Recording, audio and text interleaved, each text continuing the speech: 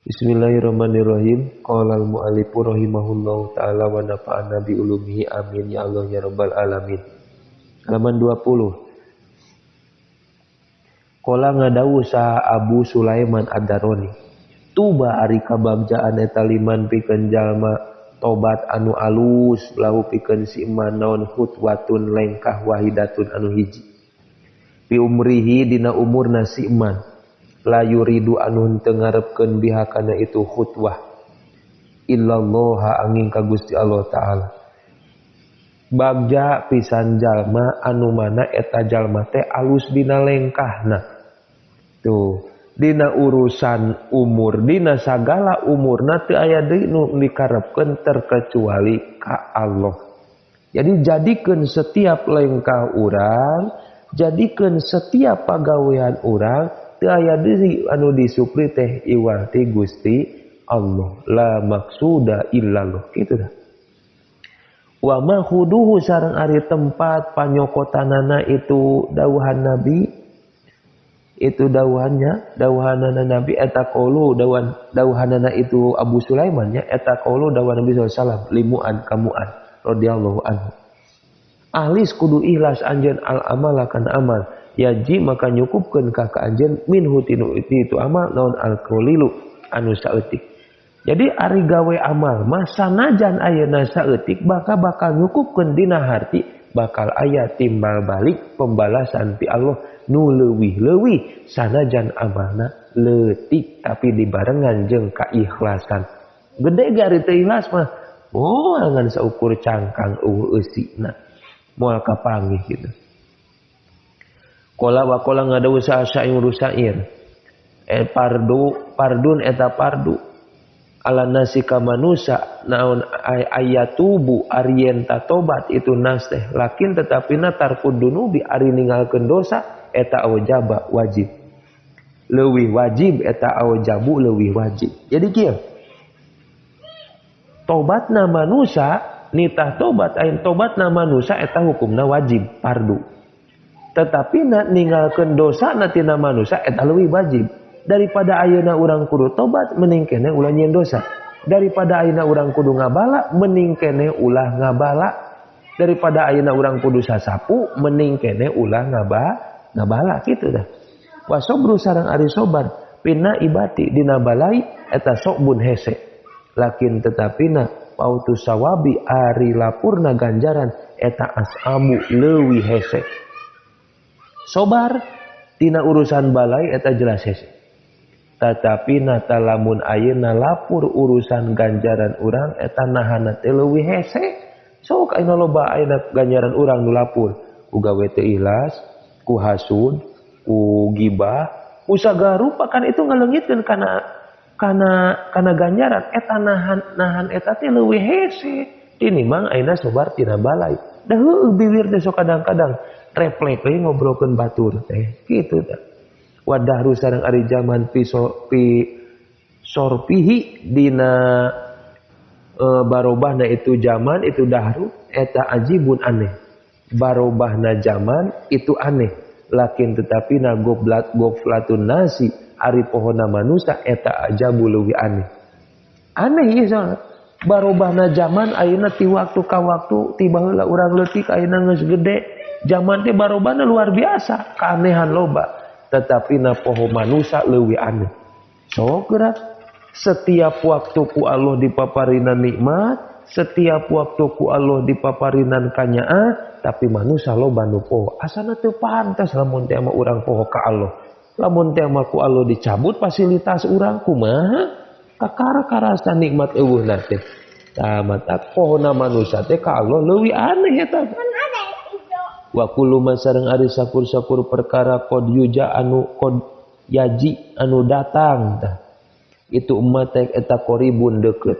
Lakin tetapi na al mautu ali maut minda katina itu kuluma eta aqrabu leuwih deukeut. Ya. Nu dipikahayang ku urang setiap perkara anu rajeun tah eta perkara teh datang qoribun deukeut. Bisa jadi ayeuna hayang naon, bisa bae kacumponana teh. Urang boga kahayang-hayang anu dibarengan jeung usaha gede harepan urang ngameunangkeun eta kahayang. tetapi nasing inget urusan maut leuwih deukeut tinimbang urusan eta. Leuwih deukeut sabenerna mah. Kudu nama ulah loba ting memperjuangkeun nu dipikaku hayang urang anu koribun eta deukeut. Kudu nama memperjuangkeun kumaha ieu urusan sabada maut. Itu.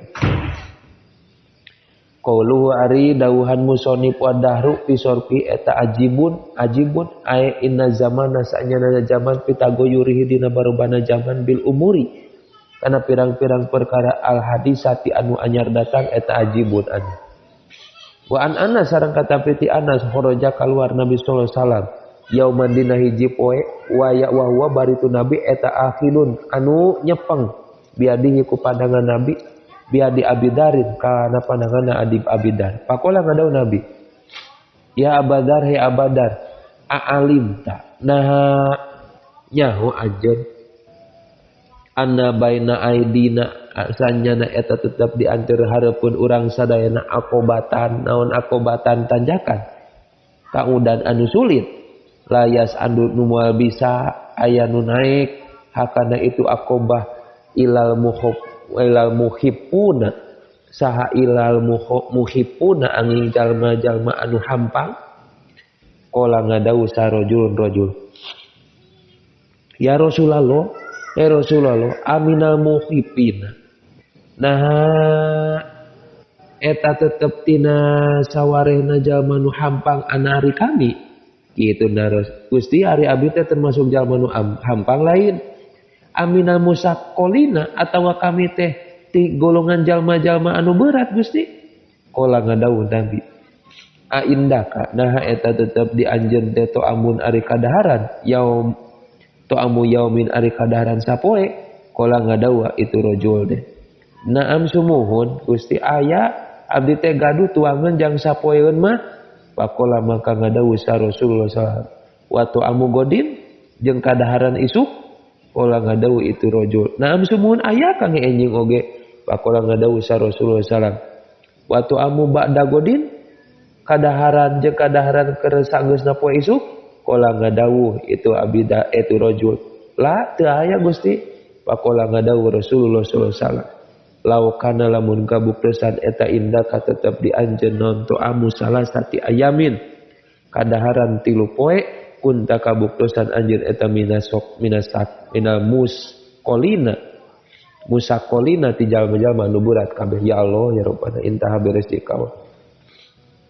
Jadi si rajul teh naros Gusti ari abdi teh termasuk jalma nu berat atawa nu hampang cek Rasul teh ye indina lamun ayeuna jalma boga kadaharan poe ayeuna poe isu maka eta jalma termasukna muhipuna jalma-jalma anu hipu anu enteng tapi lamun boga kadaharan jang 3 poeun maka eta termasukna musaqolin ari urang euy kira-kira saminggu ge aya urang mah itu bisa dileuleungin saminggu ge aya. Berarti urang musaqolin bade kitu mah euy. Ya Allah ya Rabbana. Mudah-mudahan be urang sadayana dan niat mah aya dunia teh hayang bisa kernyang hareup ka Allah gitu. Hayang aya dunia teh ame jong-jong ngaji, jong-jong ngaji ngadares bari ngaji teh lauk kalede apal-apal tinggal panen aduh asa ku ngareunah jongjong heuy deudeuh tinggal ngajual cairkeun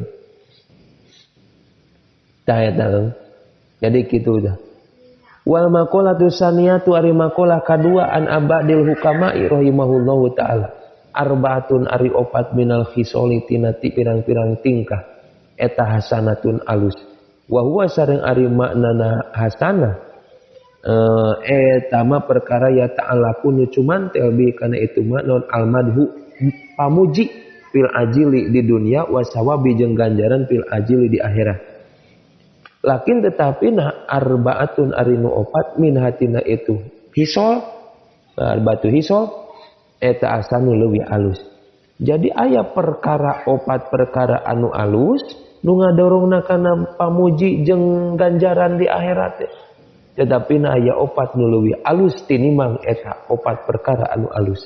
Naon bae cenah al haya'u hiji kaisin wa huwa ari haya eta inkibadun nafsi murengkeun hate min syai'in tina hiji perkara hadarun karana arah arasieun anil laumi tina panyela pihi dina itu se murengkeun hate urang ieu tina hiji perkara karana sieun tina panyelana seperti urang isin ka Gusti Allah murengkeun hate teh karana naon sieun teh mah teu diridoan ku Gusti Allah ngalakukeun sapertikeun haya eta teu alus minari jali tilalaki eta hasanun alus walakinnahu tetapina ari itu haya minal mar'ati ti awewe eta hasanul leuwih alus ya Allah ya Robbana lalaki eraan eta teh alus tapi awewe nu eraan eta leuwih alus ulah ieu mah awewe teu boga kaerah heueuy hatuh loba ayeuna makan kitu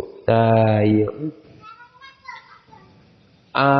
wal adlu sareng ari keadilan ay atawa suku tegasna masih neger tengah bainal itroti dina antara leleuwihun wa tapriti sareng lalawora beureunya ulah leuwih teuing ulah ngiri teuing gitu tapritnya lalawurakeun teh jadi iri teuing min kuli ahadin ti saban-saban jalma eta hasanun leuwih alus walakinahu tadapina ari itu adil minal umaro iti pamarentah ayadul wilayati nu ngabogaan kawasaan eta asa-asanu leuwih alus ya Allah ya Rabbana urang berlaku adil eta teh alus tapi leuwih alus nu berlaku adil teh nya eta pemimpin wa taubatu sareng ari tobat ay aruju tegasna balikna ilallah taala ka Gusti Allah taala eta yahulu mudar itu tobat ikdatal isrori kana cangreudna ngamayengkeun dosa anil qalbi tina hate sumal kiamu tuluy ngajalankeun bikuli haqillahi taala kada sakur-sakur hak Allah taala tobat nu disebut tobat teh kembalina urang ka Allah anu bisa ngudar kana panyangreudna urang ngadawamkeun dosa dina hate tuluy ngajalankeun kana hak-hakna Allah eta teh tobat binasaihi ti aki-aki tinu kolot eta hasanatun alus walakinnaha tetapina ari tobat minasabi ti pamuda eta hasanul leuwih alus aki-aki tobat kuduna keur budakna hasum pirapun nepi ka aki-aki rek hasum bae alus tah aki-aki tobat teh tapi tobat ti budak murah eta teh leuwih alus sabab naon teu nyaho maot mah ting kolot heula ting murah heula da teu apal kan kitu nih tuh eta leuwih alus tah namun ayeuna aki-aki teu daek tobat eta mah haram jadah juga mah kitu mah nya kurang ajar aki-aki geus teu daek tobat mah wal judu sareng ari jalma nu berehan ya bageuran teu dari ari buah mah murah haseum wajar lamun nepi ka kolot haseum kurang ajar eta teh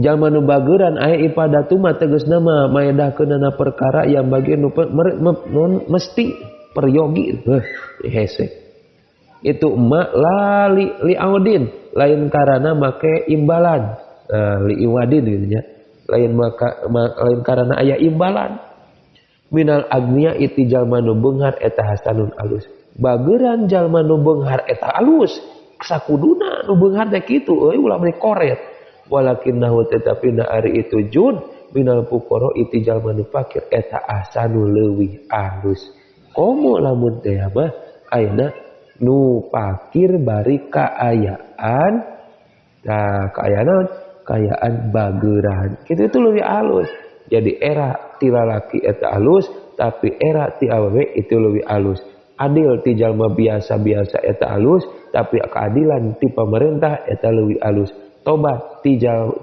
jalma nu kolot eta alus tetapi na tobat ti budak murah eta leuwih alus bageuran ti jalma anu beunghar eta alus tapi leuwih alus bageuran ti jalma fakir sabab naon mending keneh urang sedekah teh keur fakir euy ayeuna kieu lamun urang ayeuna boga duit 100.000 santri mah kumaha ya nraktir ayeuna babaturan 10.000-an geus biasa 10% kan 10% berarti 10.000 geus biasa nraktir 10.000 mah tina 10% boga duit teh Coba lamun ke dikersakeun beunghar boga duit teh 100 juta 100 juta tuluy nraktir ka babaturan teh 10%, meureun 10 juta. So kira-kira rek aya nu daekeun zaman nraktir babaturan 10 juta. Kan jarang, akur pada masa 10%. Jadi berbandingnya sakumaha. Jadi kitu tah urang keur fakir teh, urang kudu daek sodako, kudu daek bageuran sabab leuwih alus tinimbang jalma beunghar bageuran. Sabab naon? Masakatna luar biasa jalma fakir. Mudah-mudahan urang sadayana salamina dipaparinan hidayah taufik tiasa ibadah ka Allah ngalaksanakeun nu dicarioskeun bae. Amin ya Allah ya rabbal alamin.